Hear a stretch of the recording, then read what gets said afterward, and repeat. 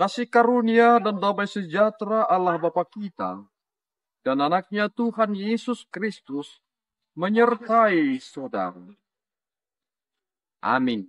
Shalom saudaraku yang terkasih, di dalam nama Tuhan Yesus Kristus senang bisa menyapa saudara dari tempat saudara berada hari ini. Dalam dimensi yang berbeda tetapi dalam dunia yang sama. Sebagai insan yang diciptakan untuk Tuhan, sebelum melakukan rangkaian aktivitas kita pada hari ini, marilah kita mengawalinya dengan memuliakan Tuhan lewat pujian kita dan mendengarkan firman Tuhan.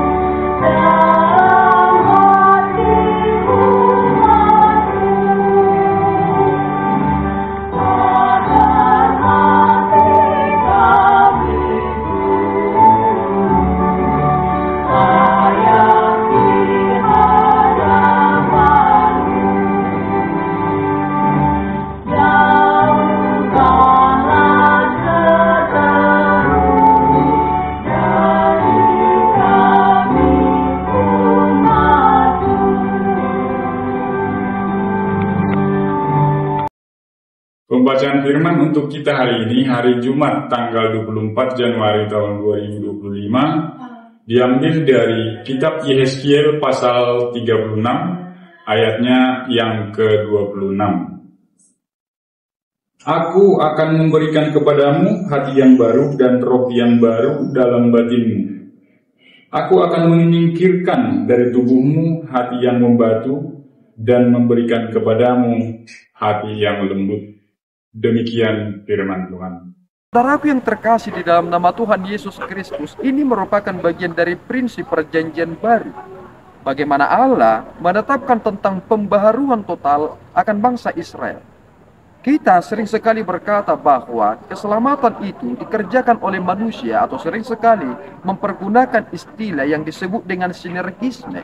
Tetapi ketika saudara memperhatikan baik-baik, ternyata nats ini berkata bahwa Allah sendirilah yang memberikan hati yang baru. Inilah pembaharuan yang dilakukan oleh Allah kepada bangsa Israel. Ketika Allah memberikan kita rohnya, maka di sanalah ternyata terjadi pembaharuan. Hati kita ini telah membatu karena kita telah terbelenggu dengan dosa warisan itu. Ketika nenek moyang kita Adam dan Hawa berdosa, maka kita otomatis menjadi orang-orang berdosa. Sehingga ketika kita telah berdosa, tidak ada inisiatif yang baik yang dapat kita lakukan. Keselamatan kita tidak dapat ciptakan. Apapun tidak boleh kita lakukan. Takdir kita adalah kematian. Tetapi Allah ternyata menunjukkan kepada kita suatu pembaharuan yang besar ketika roh Allah berdiam di dalam diri kita, yang menggerakkan kita untuk menyadari keberdosaan kita dan kembali kepada kebenaran itu. Zaman Pentakosta adalah di mana Roh Kudus dicurahkan, dan kemudian para hamba-hamba Yesus Kristus, rasul-rasul Kristus itu, mereka memberitakan firman Tuhan. Dari ketakutan, mereka menyatakan kebenaran itu kepada seluruh penjuru dunia ini. Mari saudaraku, hiduplah di dalam tuntunan roh Allah itu, sehingga kita dapat memberikan hal yang terbaik dalam hidup ini, karena Allah menginginkan kualitas hidup yang sungguh-sungguh dalam aspek rohani kita.